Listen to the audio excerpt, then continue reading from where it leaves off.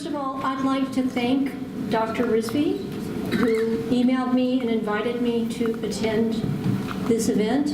And I'd like to thank all of you for listening to me today. It's somewhat difficult for me to give this talk. First of all, when Dr. Rizvi sent me the invitation, I had to think about it because I said, yes, I'm a university professor, and yes, I teach the history of Islam, and yes, I am very concerned about questions of power and oppression in the past and in the present. But who am I to come to speak to an audience of Shi'is about their own tradition? And obviously that's not what I'm going to do. And here we not only have members of the Shi'i community, we have ulama, we have sayyids, we have learned people. So what can I do? I thought, what contribution could I make? Well, I'm a teacher. University professors, of course, we're scholars, we're supposed to publish, but our first job is to be teachers. And I teach a course called Martyrdom and Holy War in the Islamic Tradition, a comparative approach. Now, I'm very aware of the fact that holy war is a very problematic term. It was invented in the 19th century. It's not a good translation of jihad, and it's not what the Crusaders used. In fact, they didn't even call themselves Crusaders. They called themselves pilgrims, although one could say it was a very bloody pilgrimage. But I use it for very practical reasons that if someone wants to ask me, I can explain. Now, you would think with a course like this that the hard part of it would be the war part, because students see so much in the media, what they hear about Muslims, that Muslims are jihadists, Muslims are terrorists, Muslims are like violence. Actually, that's not the hard part.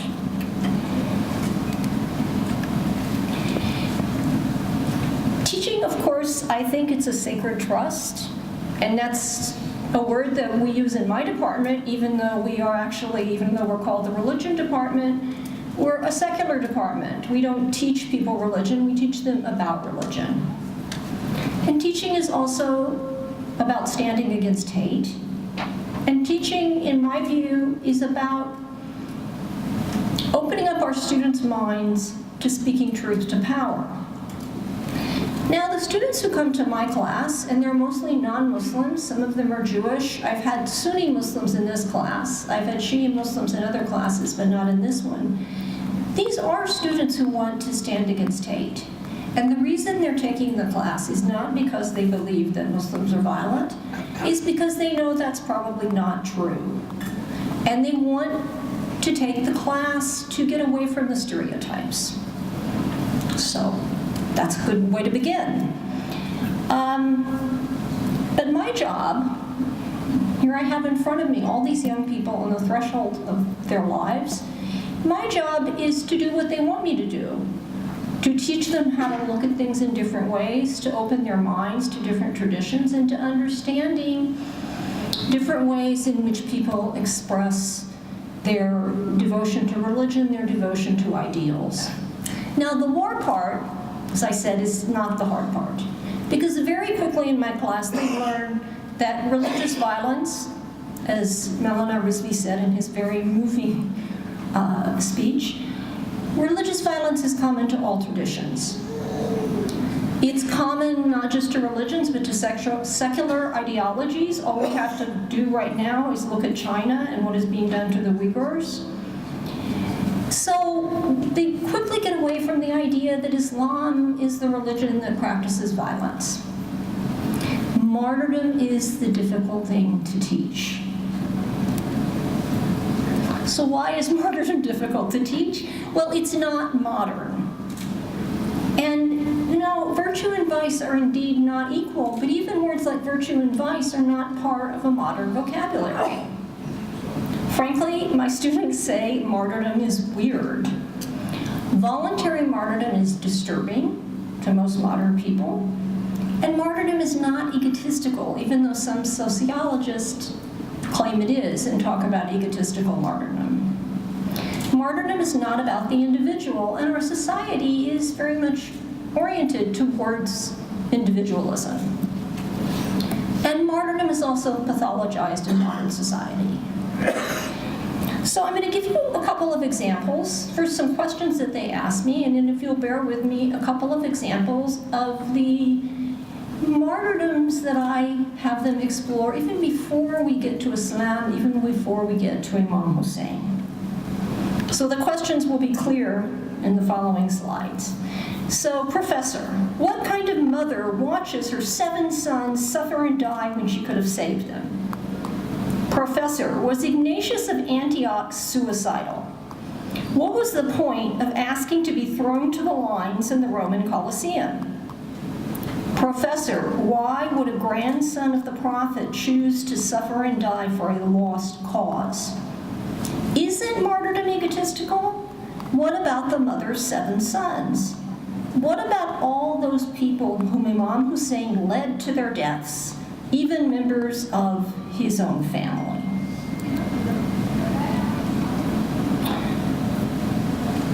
Now, the ultimate point of my presentation is that the way I get martyrdom to make sense is Karbala, is teaching Karbala. And it's very interesting to me that that is at the point when my students can empathize with martyrdom. So when I try to talk to them about what martyrdom is, because a word that kind of gets bandied about, I said, martyrdom is not death inflicted by others, because you can be killed, and that doesn't make you a martyr, even if you're killed unjustly. And it's not dying for your country, actually. It's an individual moral choice for the sake of the community, or for the sake of the world, for the sake of humankind. But it's also a voluntary choice that has consequences, sometimes terrible consequences. So here's one of my examples. This is from the book of Maccabees. And the story is that under a period of oppression, under the Greek ruler Antiochus IV, who ruled from 175 to 164 BCE. And this is 2 Maccabees, which was written about 125 BCE, some 40 years after Antiochus died. So the story is that Antiochus has decided that the Jews must bow to pagan customs. And that's how they'll show their loyalty to the state. And they must eat pork to prove that loyalty. And in Jerusalem, and this is the whole story of the revolt of Judah Maccabea and his brother Maccabeus and his brothers, but the really important story is about a woman who has 7 sons. And when the ruler finds out that she's not eating pork, and she's openly refusing to eat pork, she and her 7 sons are brought before him. It also happened that 7 brothers and their mother were arrested and were being compelled by the king under torture with whips and thongs to partake of unlawful swine's flesh. Now, actually, the Jewish and Muslim students understand the point here. Sometimes you have to explain to Christian students why this is a very big deal. And she speaks both Greek and the language of her ancestors is probably Aramaic. So she's constantly speaking back and forth with the king in Greek. But then she encouraged each of them, each son, in the language of their ancestors. And it's a very graphic account because her sons are brutally tortured to death in front of her. And they finally get down to the youngest and the dearest, the 7th son. And the king says, look, this is your youngest, your dearest. I will spare his life. If you, the mother, will just eat pork. And if the son will just have a little bit of pork. So she speaks again in Aramaic, and she says, my son, have pity on me. Do not fear this butcher, but prove worthy of your brothers. Accept death so that in God's mercy I may get you back along with your brothers. And the 7th boy is killed, and the mother is then killed. Now this story appears again in later Jewish writings about martyrdoms that occurred when the Emperor Hadrian was persecuting Jews. And there's a similar story about a mother with 7 sons. And in the account of her death and the death of her children, she's called the woman with the soul of Abraham. Because Abraham was willing to sacrifice 1 son, a son who was spared, but on the same day she sacrificed 7 sons on 1 altar. Now, how do students react to that? At Princeton, we have 2 lectures, and then we have what we call a precept, which is a discussion session. They're very disturbed. They're very disturbed by this mother who stands there and watches her 7 children be tortured to death. And I find it interesting, though, and I don't want to perpetuate a gender stereotype, that it's usually the women students who are more sympathetic to the mother than the male students are. So here's the one that really, they're already upset about the mother. And then I bring on Ignatius, Bishop of Antioch, who was martyred sometime between 107 and 108 CE. Now, Ignatius lived under the Emperor Trajan, who actually was not very interested in persecuting Christians. So someone turns him in to the Roman authorities, and all he would have to do is throw a little pinch of incense on the altar of the emperor, and he wouldn't be killed. He says, no, I'm a Christian. I don't believe the emperor is a god. Everyone tries to get him off, including the local Roman authorities. Everybody likes him. They don't want him to die. He says, I'm a Roman citizen. I don't want to be executed in Antioch. I want you to take me to Rome, where I will be executed in the Colosseum, which of course was the largest Colosseum in the empire. Along the way, the Roman centurions keep trying to let him escape. They're like, go ahead, go away, and he doesn't. His own Christian communities are trying to help him. The community in Rome wants to help him, and he writes these famous letters. I write to all communities to make it very clear that I will die voluntarily for God if you do not hinder me. I urge you not to be kind at the wrong moment. Let me be food for the wild beasts through whom I can attain God. I am God's grain. I am being ground by the beast's teeth in order to be found to be the pure bread of Christ. Now that's very strong stuff for modern students. And I do get papers that say, Ignatius was a suicidal bishop who was masochistic and really wanted to die. So how do you explain these narratives as a teacher? I say, well, martyrdom is witnessing before the world. And I talk about the words. The word we use, coming from Latin, coming from Greek for martyr, is for martus, which means a witness. Martyrion came to mean martyrdom from sometime in the 2nd century. And of course, as you all know, shahid is from the same root as shahid, as a witness. Shahada is witnessing. And in the Jewish tradition, a martyr is a kiddush. It's Kiddush Hashem, sanctifying the name of God. And the reason I put these 2 in blue is that, to me, the interesting thing in both the Islamic and Jewish tradition is these words are not just martyrdom. They're part of an essential aspect of daily ritual. I mean, Muslims always say the Shahada. For Jews, sanctifying the name of God is part of being a Jew. It's something you do every day. So in this sense, martyrdom they might say, is the next step. It's a reminder of those things you do every day, but doing them under the most extreme circumstances. So you're witnessing for God, you could say for a faith, for your identity as a people. But whether you call it our witnessing or sanctification, God doesn't need it. Anyway, God doesn't need witnesses. You're witnessing to a community. You say you're witnessing for God. You're witnessing for God in the sense that you're standing up for the values of God, but you're witnessing to a community. Martyrdom does not occur in secret.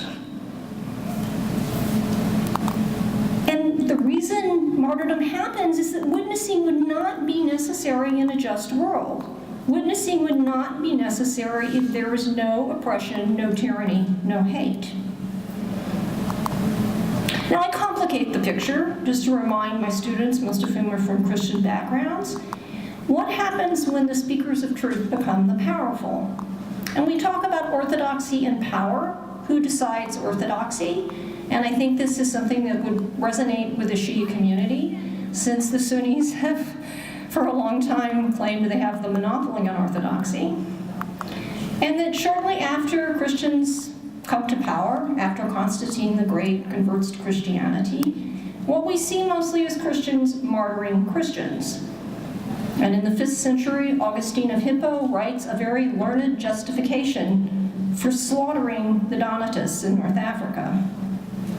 We also see an awful lot of Christians martyring Jews, and one of the texts I have them read is the Hebrew Chronicles of the First Crusade, because the Crusaders on their way to Palestine went through the Rhineland and routinely massacred and Jewish communities, pillaged them. And many Jews chose to die, even to kill their own children, rather than surrender to the Crusaders. Those are also hard texts to teach. But even when I complicate this picture, it doesn't necessarily make sense of martyrdom to them. So the question is, why does teaching Karbala make sense of martyrdom in the modern classroom? And I chose this slide on purpose. Some of you may recognize it. It's one of those old, there's a word for them in Persian. They were like story pictures that people actually put up in coffee houses.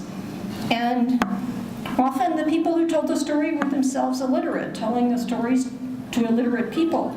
And they told the whole narrative of Karbala by referring to the picture. Unlike these other martyrdoms, it's not just something that kind of happens in a moment. There's a long story to Karbala. It's not just Ashura. It's a journey that begins in Medina. And also, Karbala is not just about Imam Hussain, and I'm speaking of Karbala, the story. It's about women and children. It's about brothers. After all, Imam Hussain, I think all of his half-brothers died. Uncles and nephews, fathers and sons, friends and companions, and it is also about young people. Now, Karbala can be seen in this context as an epic tragedy. And I have to say, tragedy isn't all that popular, but it is one way that my students start appreciating tragedy is by learning this story.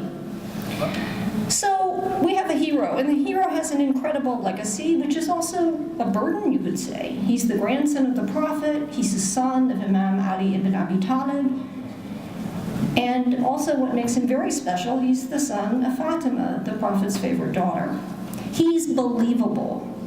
And yes, I know Imam Hussain was an imam, but for my students, somehow they can relate to him in a way they don't relate to these other martyrs, who seem to be very kind of calm and almost pro forma about accepting martyrdom. And also he faces a dilemma. The dilemma is, will he give his bay'ah, his oath to Yazid, or will he speak truth to power? And the dilemma really isn't not about the right to rule, because in some of the textbook, the books that students read, they say, oh, this is all about who could be caliph, who could lead the community. Because Hussein already knew that he had the right to rule, that he was the legitimate ruler.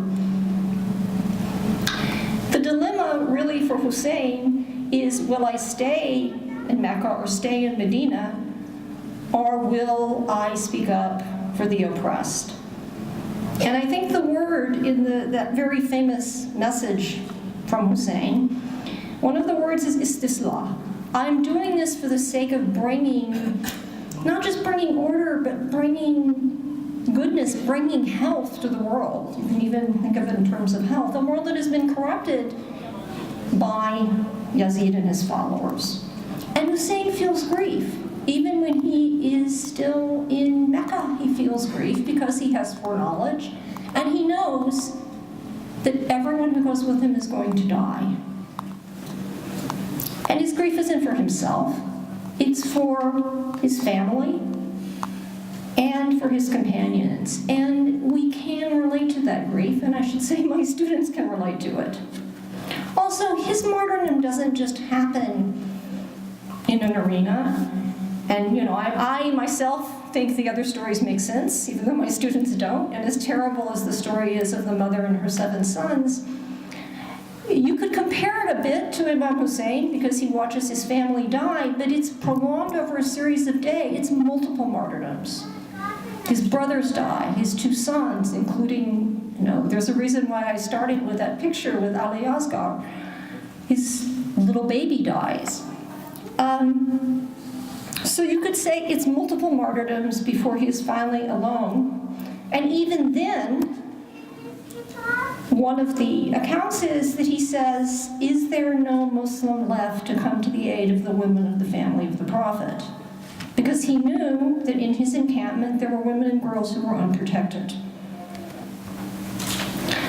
So I guess my point is, I had said at the beginning of my talk that one of the things I tell my students is martyrdom has consequences. And this really was a terrible choice that Hussain made.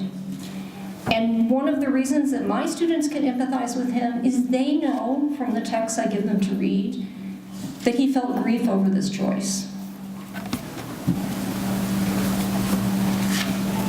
And of course, you all know the story when he says, "If you do not have mercy on me, have mercy on this little child." And of course, they don't. They kill the child. I also think that in order for the story to make sense to non-Muslim secular students, they have to empathize. They have to feel emotion. And this is a story that brings on emotion, even in non-Muslims. How can you not feel emotion when you read about these deaths? When you read about Imam Hussain alone on the battlefield? So I asked the students then, was Karbala a lost cause? After all, he knew even before he left Mecca that his journey would end in defeat. He knows even that he will be betrayed by his own supporters in Iraq, who said they would come to his aid and don't come. So back to the same question, why choose to endure so much, to witness the suffering and death of loved ones, and to die alone for a lost cause? And my students, or most of them, I'd like to say all, but most, no, Karbala was not a lost cause. Karbala was a victory.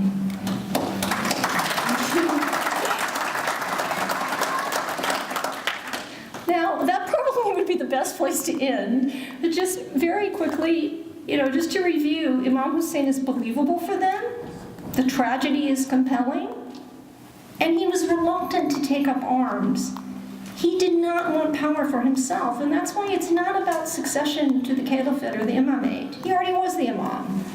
He didn't want to be the one ruling in Damascus. He faces this dilemma, this choice that has consequences for his family and followers and the entire Muslim community. And he chose to speak truth to power, to make the terrible choice, and to endure the consequences.